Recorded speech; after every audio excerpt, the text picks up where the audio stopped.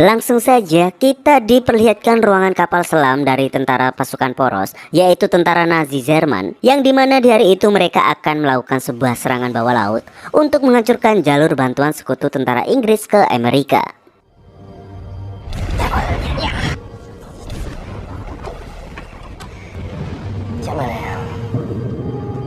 Namun kesenangan itu tidak berlangsung lama karena tidak disangka telah datangnya kapal baringan atau kapal perusak dari sekutu, sehingga tentara Nazi tergopoh-gopoh untuk segera masuk ke dalam laut agar lolos dari deteksi musuh.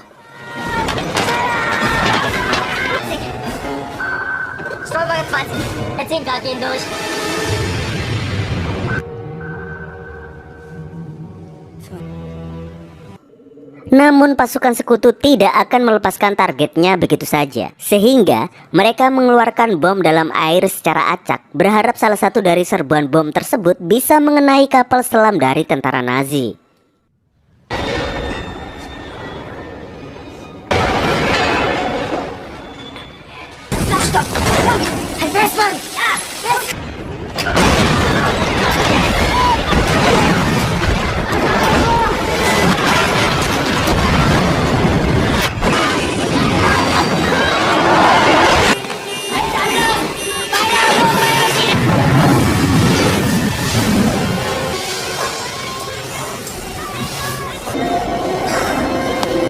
Dan benar saja, kapal selam Nazi terkena guncangan ledakan bom tersebut, sehingga tidak sulit untuk kapal selam Nazi mengalami kebocoran hingga kebakaran di kapal selamnya, sehingga membuat semua kru mekanik tewas terbakar di dalam ruangan mesin. Masalah semakin runyam, daya mesin kapal selam tidak cukup untuk meluncur kabur, melainkan hanya cukup untuk menyelam saja, sehingga sang kapten pasukan memerintah untuk petugas radio mengirim pesan kepada bala bantuan untuk penjemputan. Nah, kode komunikasi inilah yang sebenarnya itu diincar pasukan sekutu di film ini.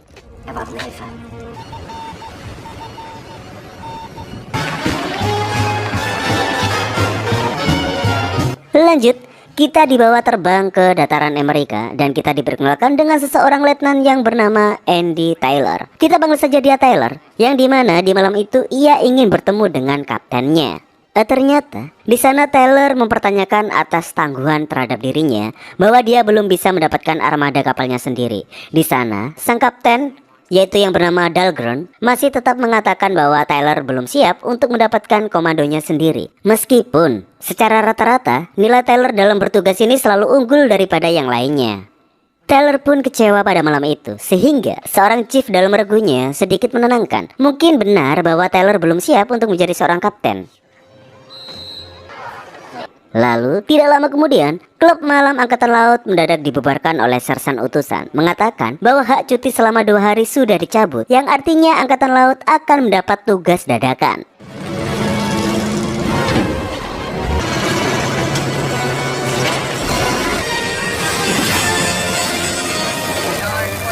Singkat cerita, langsung saja Taylor dan pasukannya menuju ke pangkalan kapal tempur Angkatan Laut Amerika Serikat. Di sana sang kapten langsung menjelaskan bahwa 2 jam lagi mereka harus siap berangkat dan menjalankan misi patroli manuver dan memberi perintah kepada semua awak kapal untuk menyiapkan semuanya sesuai bagiannya masing-masing. Taylor di sana meminta penjelasan kepada kaptennya apa yang sebenarnya telah terjadi. Sang kapten mengatakan bahwa tim ini mendapatkan operasi khusus dan Taylor akan mendapat arahan ketika kapal sudah berangkat. Dan kapten menginginkan Taylor untuk tetap fokus di misi ini, kendati pun mereka tengah berselisih.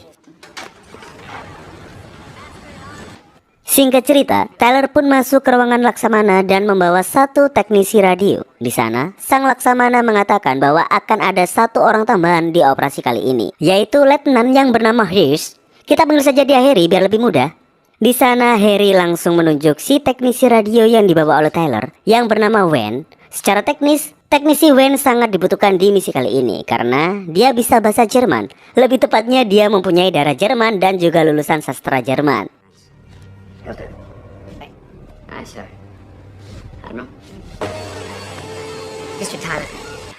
Lanjut, di luar sana Taylor sebagai perwira pelaksana kapal tiba-tiba didatangi oleh mayor marinir yang bernama Conan, yang diutus secara langsung dari Badan Intelijen Angkatan Laut untuk turut serta juga dalam operasi kali ini. Dan Conan membawa 1 truk bahan peledak yang siap untuk dimuat.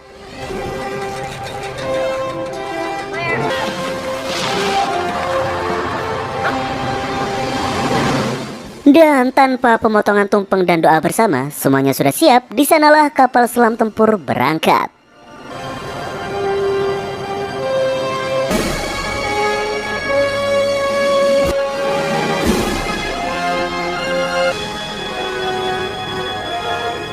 Di dalam kapal selam seperti yang dijanjikan oleh sang kapten, Letnan Harry dan Marinir Connor menjelaskan misi kali ini. Dan mungkin ini akan sedikit panjang ya. Oke. Dimana seperti yang kita tahu di awal bahwa kemarin malam pada pukul 3 kapal perusak Inggris melaporkan peluncuran bom dalam laut dan berhasil menumbangkan satu kapal selam Nazi. Namun selang beberapa lama setelah itu, pangkalan pencari arah sekutu berhasil mentriangulasi kode sinyal radio dari musuh dan mendapatkan lokasinya. Inggris yakin bahwa kapal selam itu hanya lumpuh, bukan tenggelam, dan hanyut ke arah timur. Dan sekarang pihak poros yaitu Prancis juga tengah mempersiapkan kapal selam untuk menjemput rekannya yaitu Nazi yang sudah berangkat dari kemarin sore dengan membawa beberapa mekanik dan suku-suku cadang.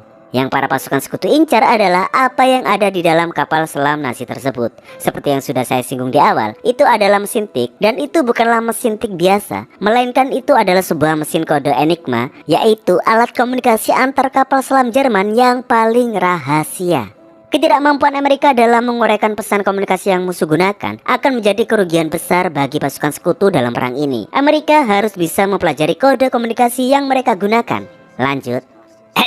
Ini Conan ya. Di sana menjelaskan misi kali ini lebih ke sebuah penyamaran. Kapal selam yang mereka tumpangi ini akan menyamar menjadi kapal selam poros sebagai pasukan pengantar suplai Jerman. Setelah itu, tim ini akan mendekat ke musuh, masuk ke dalam kapalnya, dan merebut mesin kode Enigma tersebut. Setelah berhasil, kapal selam Jerman tersebut akan ditenggelamkan secara perlahan agar bala bantuannya mengira kapal tersebut tak sanggup bertahan dan tenggelam. Bukan diserang semacam ini, karena pihak Jerman wajib tidak boleh tahu kalau Amerika mendapatkan kode Enigma tersebut. Karena jika mereka tahu, kode Enigma akan diubah lagi sehingga misi ini akan menjadi sia-sia. Dan mereka harus lebih dulu sampai daripada kapal bala bantuan musuh yang juga menuju ke sana.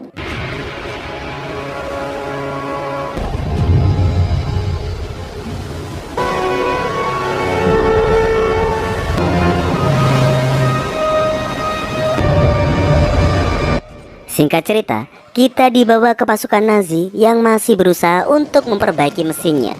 Hingga tidak lama kemudian, di luar sana mereka bertemu dengan beberapa penyintas perang yang meminta tolong karena terjebak di tengah lautan. Namun, sang kapten di sana bukannya menolong, justru malah memerintah anak buahnya untuk menembak. Jelas itu adalah mandat dari Hitler bahwa aturan penting untuk tentara Nazi adalah dilarang menolong penyintas manapun.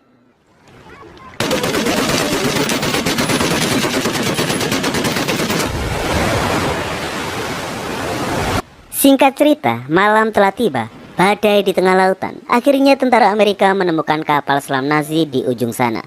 Sehingga operasi penyusupan akan langsung dipimpin oleh Mayor Conan dan harus berjalan sesuai dengan instruksinya. Dan mereka pun bergegas menurunkan skoci untuk mendekat ke kapal Nazi. Dan jika operasi ini gagal, maka kapal Nazi harus ditenggelamkan, meskipun para tim eksekusi masih ada di dalam sana.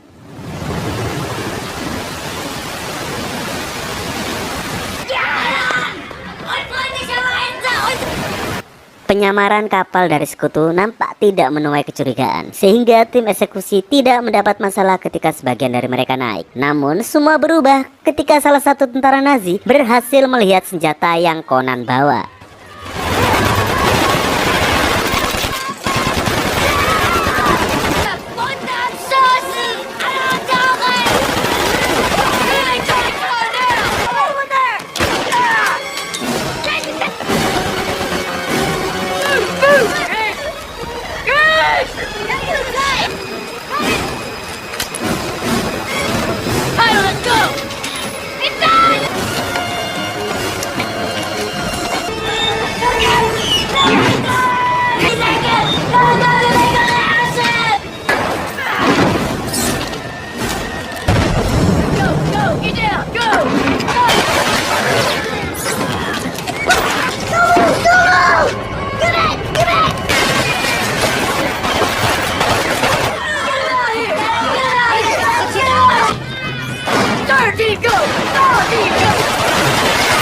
Di sana, tentara Nazi berusaha membendung serangan dadakan tersebut. Namun, Taylor dan kawan-kawan lebih tangguh dari tim Nazi, sehingga kapal selam berhasil disabotase.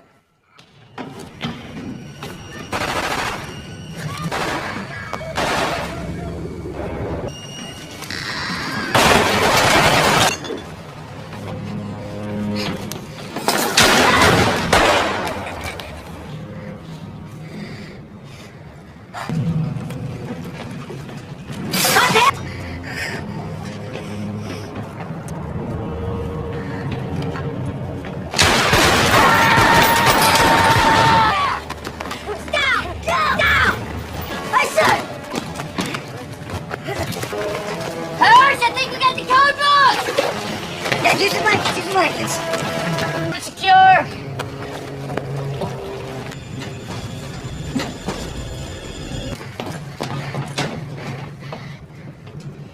Para tentara Nazi yang masih hidup segera dipindah ke kapal selam Amerika, sedangkan Tyler dan yang lainnya masih di dalam kapal Nazi menggeledah data apapun yang ada di sana, termasuk mesin tik incaran mereka harus segera diamankan dan segera memasang peledak di dek mesin agar kapal ini tenggelam dengan kerusakan di dalamnya.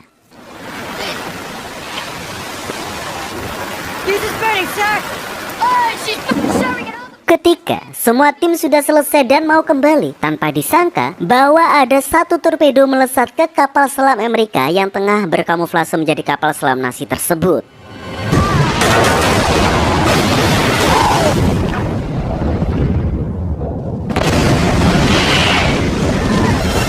Tyler dan yang lainnya yang masih di kapal Nazi hanya bisa terpelongo melihat kapal yang berisi rekan-rekan lainnya dan para tawanan meledak di depan mata mereka.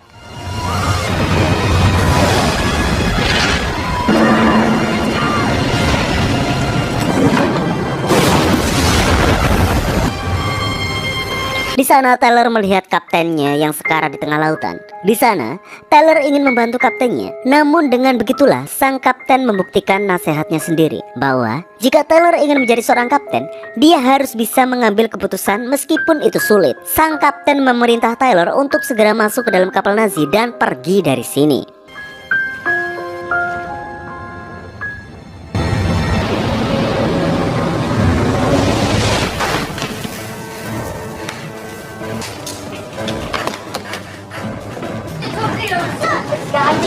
Sesampainya di dalam, para tentara Amerika kalang kabut dan kebingungan bagaimana cara menjalankan mesin-mesin di dalam kapal ini dikarenakan semuanya berbahasa Jerman. Untung saja mereka bisa sedikit menalar dan mesin pun berhasil dijalankan. That's it, 15 meters. Recommend shutting main vent. 20 meters, yeah, 20 meters high. Defect down. Tidak cukup untuk bisa menjalankan mesin, mereka harus lolos dari kapal musuh yang semakin mendekat. Dan yang lebih parah, kapal musuh kembali lagi meluncurkan torpedo ke arah mereka. Dan mereka pun harus bisa berbelok dan menghindar dari tembakan. Torpedo misfits in our baffles. Fast bearing to the U-boat. Mereka berhasil menghindar dari tembakan pertama, dan tidak cukup di sana, torpedo kedua kini diluncurkan oleh musuh.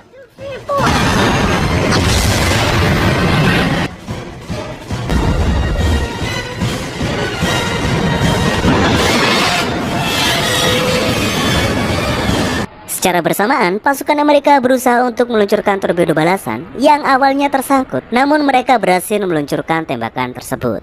Dan beruntungnya, torpedo yang mereka luncurkan salah satunya berhasil mengenai kapal musuh.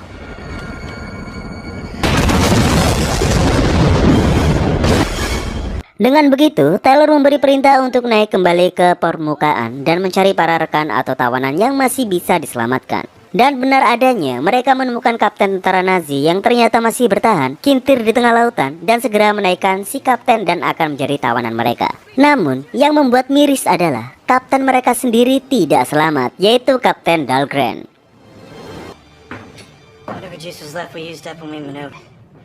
Kembali ke dalam, di sana Tank sebagai teknisi menjelaskan bahwa semua baterai mesin telah habis setelah digunakan mereka untuk manuver tadi. Namun kabar baiknya, salah satu mesin diesel masih bisa digunakan dan Tank nampak masih bisa memperbaiki semua kekurangan yang ada di kapal ini. Kini hanya tersisa beberapa orang saja Otomatis Tyler kini menjadi kapten kapal ini dan sudah menentukan arah perjalanan mereka, yaitu mereka akan menuju ke Inggris di Land's End karena hanya itu yang paling dekat dengan titik posisi mereka sekarang. Di sana Harry juga mengatakan bahwa kita tidak bisa mengirim sinyal bantuan karena Jerman akan mudah menemukan posisi mereka, sehingga akan mudah mengaitkan dua kapal selam mereka yang tenggelam.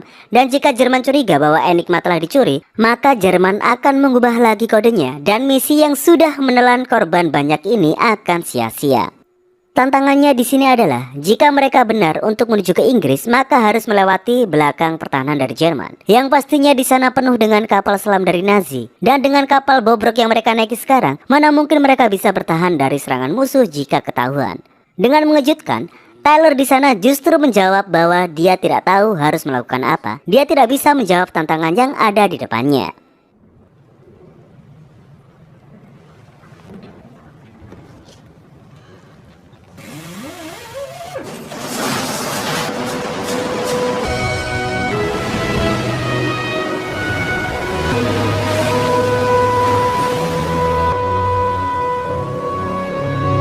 Di dalam kapal, para awak tidak habis pikir bahwa angkatan laut menugaskan mereka dan berkorban nyawanya hanya demi mesin tik. Di sana, Chief mengingatkan, jika angkatan laut memberikan sebuah tugas, maka tugas itu memang benar-benar penting. Dan sempat marah dengan salah satu awak yang mencela Tyler di sana yang tidak tahu harus berbuat apa dikala dia sekarang memegang komando kapal ini.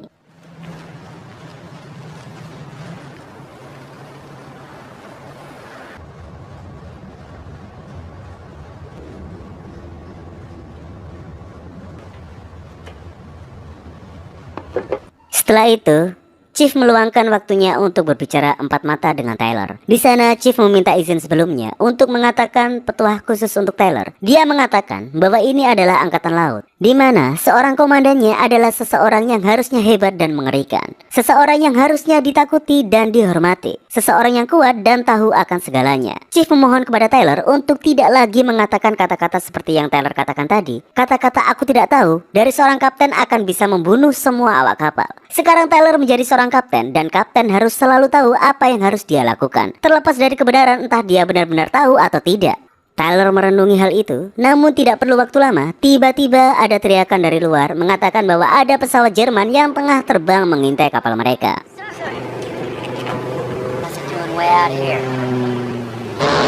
Langsung saja, Tyler mengintai secara langsung pesawat tersebut. Di sana mereka masih belum tahu penyamaran mereka sudah terbongkar atau belum, sehingga di sana Tyler menyuruh dua awak untuk siap-siap memegang senjata. Namun di sana Tyler masih memprediksi bahwa pesawat itu mengira bahwa mereka temannya dan menginstruksi untuk melambai-lambai guna menyapa sesama rekan. Namun dengan tiba-tiba pesawat itu terbang memutar dan memposisikan arah seakan mau menembak. Dengan begitu, satu awak yang paling sengak tersebut, yaitu Mazola, dengan sangat kurang ajar meminta rekannya untuk melepaskan tembakan, seolah apa yang dikatakan Tyler tidak perlu untuk dipatuhi.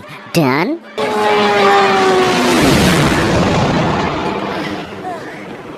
pesawat itu hanya menyapa balik, dan di sanalah Tyler marah dan memberi pelajaran. What the hell are you doing, huh? This is not a goddamn democracy! Tidak cukup di sana, di kejauhan mereka kembali melihat cobaan di mana ada kapal perusak Nazi yang mendekat ke arah mereka. Dengan begitu, Tyler segera memberi perintah untuk mengkosongkan anjungan, mengamankan Diesel dan segera menyelamkan kapalnya. Dan tanpa disangka, di ruangan mesin tank mendapat serangan dari Kapten Nazi yang mereka tawan.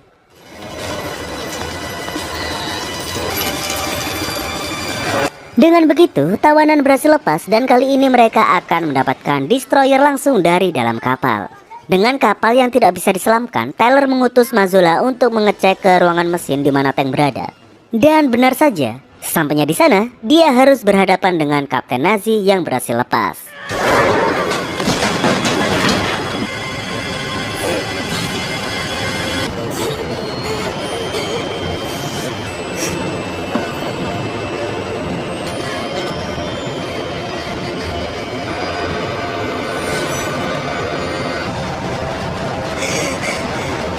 Untung saja ada Eddie di sana sehingga kembali si tawanan berhasil diamankan. Namun tetap saja Mazola tewas karena tembakan-tembakan tersebut. Tank yang masih berat untuk berdiri segera diperintah Tyler untuk menyelamkan kapal ini. Tyler semakin terpojok karena masalah di atas kapal perusak telah sampai di depan kapal selam mereka. destroyer, send it aloft. He needs 5 minutes, Mr. Tyler. Fire a shell below the waterline. Wouldn't do a goddamn thing, which we do not have. Trigger, stand by on the flag. Nampak mereka sangat terpojok. Di sana Tyler memberi komando kapan waktu yang tepat untuk memberondong tembak orang-orang yang dikirim dengan skoci tersebut. Dan dengan perhitungannya sangat gambling, Tyler berencana melepas tembakan meriam deck tepat di ruangan radio komunikasi kapal musuh agar mereka tidak bisa melakukan komunikasi ke markas besar. Setelah itu, yang mereka harus lakukan hanyalah menyelam dengan cepat dan melewati mereka. Dan mari kita saksikan aksi dari tentara Amerika ini. Right through the goddamn porthole. ¿Dónde mete el aire, Alton? Ya, Flash. ¡Las de Pale! ¡Hold up! ¡Hold up! Yes, man! Talk to me, Rabbit! Get good, man!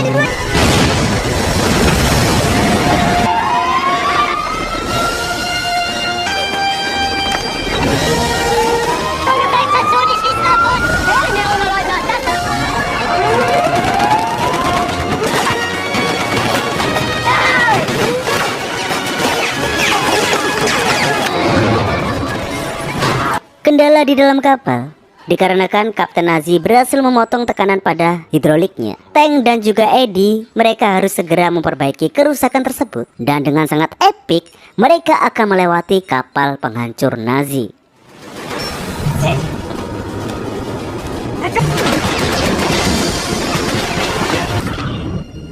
Pass you 5 meters.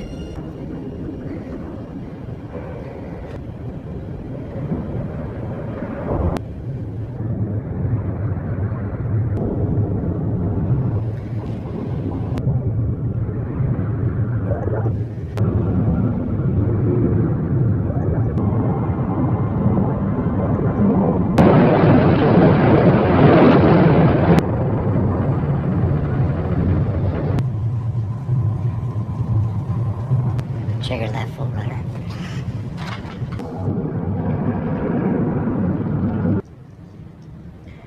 Contact maneuver engine.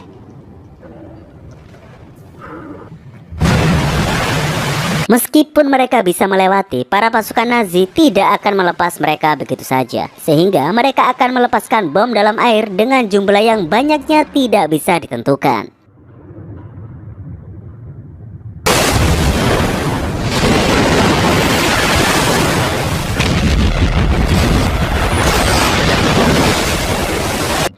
Serangan bawah air adalah hal yang paling mencekam yang akan dialami seluruh awak kapal selam. Jika terus-menerus mendapat gelombang ledakan dari bom, maka mereka akan terguncang, terbentur ke sana kemari hingga tulang mereka patah semua, dan pada akhirnya mati karena kebocoran kapal.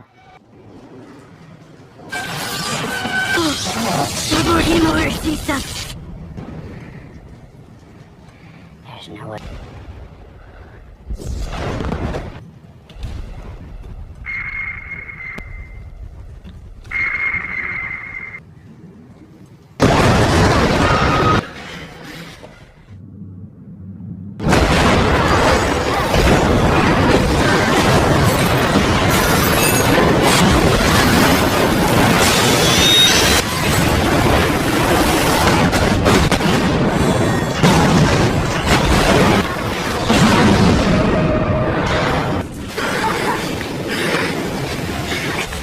Kini mesin kapal sebelah kanan sudah rusak total. Tyler menyadari tidak mungkin akan terus merayap di bawah lautan untuk menuju ke markas Inggris.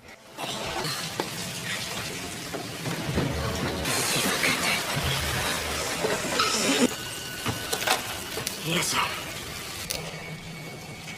Akibat itu, Tyler merencanakan suatu gerakan. Dia memberi komando tank untuk memperbaiki buritan dan juga tabung torpedo kapal ini, dan memberi komando kepada Chief untuk menyelam ke dalam lagi hingga 160 meter. Membuat semua tercengang bahwa jika menyelam sedalam itu lagi, seberapa kuat tekanan bawah laut yang akan menerpa kapal ini. Dan di sanalah Tyler menjelaskan rencananya. Mungkin ini agak lama ya. Jadi gini, dikarenakan kecepatan kapal selam ini masih di bawah kecepatan kapal penghancur musuh, akan sangat sulit untuk Tyler menempatkan posisi kapal ini ke dalam posisi tembak.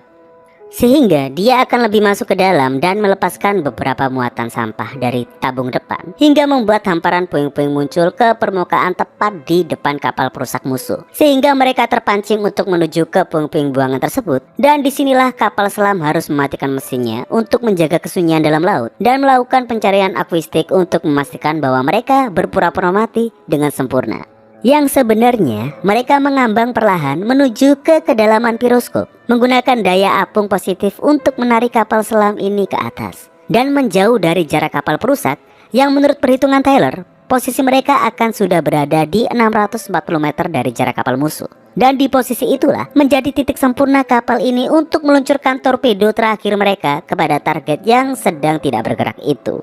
Dengan begitu, mereka segera menjalankan perintah tersebut, termasuk membuang mayat dari Mazzola ke atas permukaan untuk menjadi umpan perhatian pandangan musuh. Memang berat, tapi ini harus dilakukan. Ditambah lagi, Letnan Harry juga menegaskan jika trik ini gagal, pasti dari mereka semua yang mungkin saja masih hidup akan ditangkap Nazi. Namun yang lebih berbahaya lagi adalah Nazi akan menginterogasi tentang rahasia pasukan sekutu, seperti kemampuan deteksi radar atau pemahaman Amerika terhadap enkripsi Jerman dan berbagai rahasia lainnya.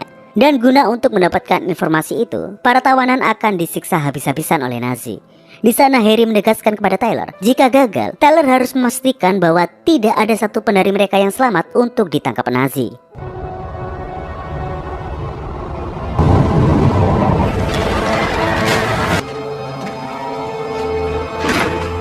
Soul to God.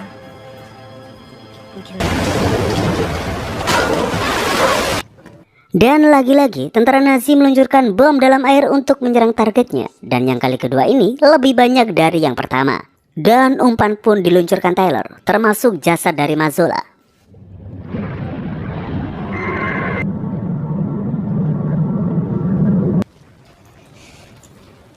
Banzo.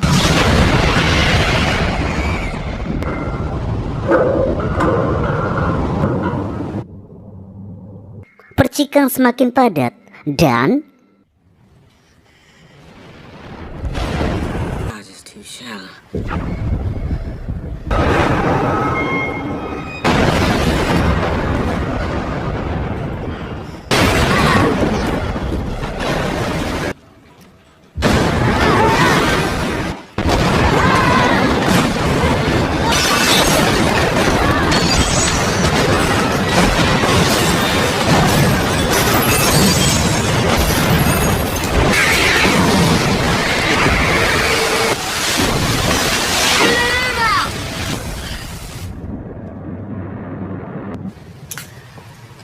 Chief.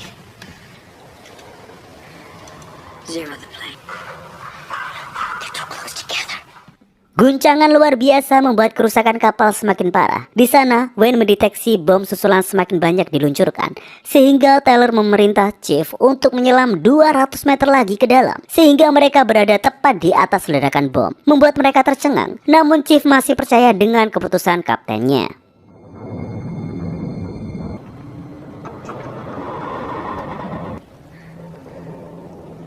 Tekanan bawah laut semakin besar. Di sana, Taylor memastikan status kesiapan tembakan di ruangan tank. Dan ternyata masih ada kendala-kendala yang berusaha tank perbaiki. Mereka semua tak bergeming, membayangkan betapa mengerikannya tekanan di kedalaman itu dan letusan-letusan bom yang ada di atas mereka.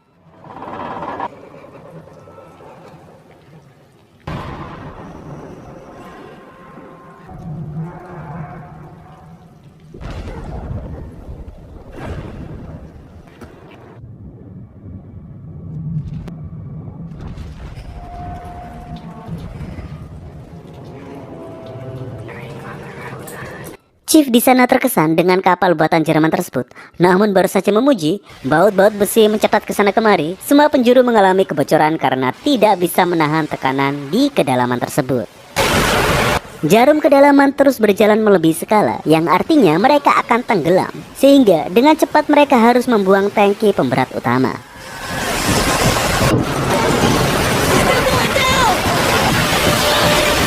Namun kapal masih merosot ke dalam, sehingga setelah tangki penyeimbang dikeluarkan, sedikit demi sedikit kapal mulai bergerak naik.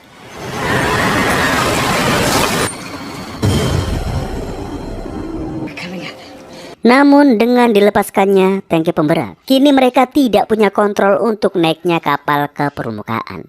Sedangkan peluncuran torpedo, tank melaporkan bahwa telah mengalami kebocoran di pipanya, sehingga tidak akan bisa menghasilkan tekanan untuk meluncurkan torpedo. Dengan lokasi tekanan yang ada di bawah genangan lambung kapal, membutuhkan tubuh kecil untuk masuk ke sana dan mendorong tekanan laju tembak. Di sana, Tyler mengutus Trigger, salah satu kru yang paling kecil badannya, untuk masuk ke lambung kapal. Sesampainya di ruangan mesin, tank menjelaskan bahwa Trigger harus masuk ke lambung kapal dan mencari katup isolasi di belakang pipa tekanan yang bocor untuk diputar ke arah bawah agar tekanan tembakan bisa melesatkan torpedonya. Dan hanya dengan bantuan selang dari atas guna membantu Trigger agar tetap bisa bernafas, Trigger si pria kecil siap untuk beraksi.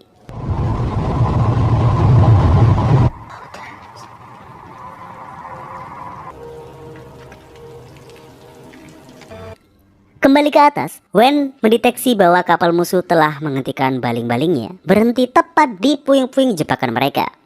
Masalahnya, di sana mereka telah kehilangan kontrol laju naik kapal, sehingga ketika mereka sampai permukaan tanpa torpedo yang siap untuk diluncurkan, maka perjuangan berat ini hanya akan bermuara ke kegagalan dan bunuh diri belaka. Di dalam, Trigger berhasil menutup katup yang bocor, namun sialnya masih ada lagi katup terbuka dan posisinya lebih dalam lagi. Selang udara hanya sampai di titik pertama, dan mau tidak mau Trigger harus masuk lebih dalam dan bertaruh atas ketahanan nafasnya.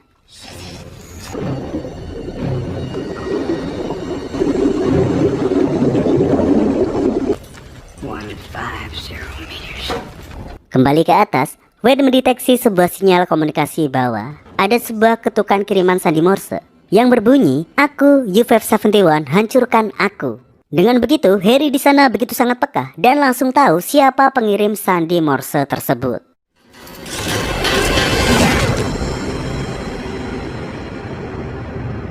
Kapal semakin naik, dalam waktu 1 menit kapal akan segera mencapai permukaan. Tyler langsung menuju ke tempat Trigger. Di sana dia berusaha memberi motivasi ke Trigger bahwa dia bisa untuk mencapai katup yang bocor. Ini adalah kesempatan terakhir dalam keberhasilan misi.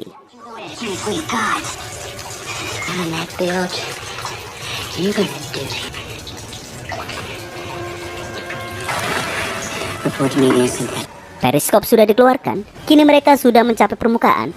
Para awak kemudi mempersisikan kapal selam ke arah kapal musuh. Mesin diesel sudah dinyalakan dan mereka disambut tembakan dari kapal Nazi Jerman.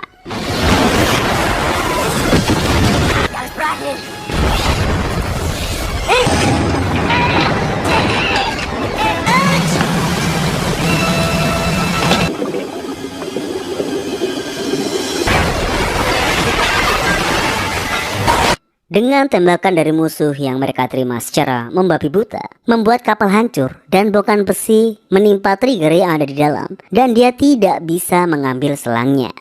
Dan dengan sisa nafasnya, Trigger berhasil memutar tuas pendorong torpedonya.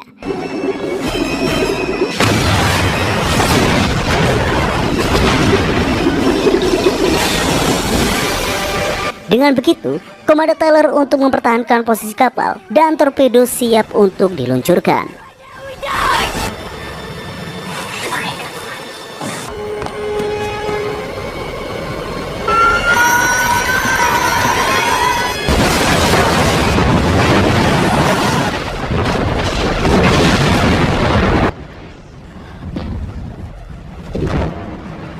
Kemenangan mutlak telah diraih oleh Tyler dan timnya. Namun, dengan tewasnya Trigger yang tenggelam di lambung kapal, nampak di sana jelas yang ada hanyalah keberhasilan, bukan sorak kemenangan. Dengan kondisi kapal yang rusak parah, semua kru yang tersisa keluar dengan sekoci kecil dan memandang haru kapal Nazi yang perlahan ditelan lautan bersama dengan jasad Trigger, sang anak muda yang akan mereka kenal sebagai seorang pahlawan.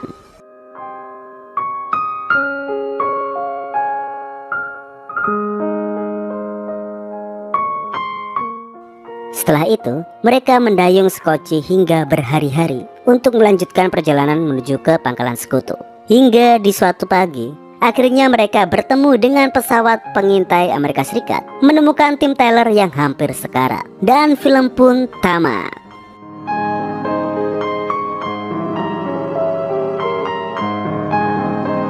Baiklah sobat,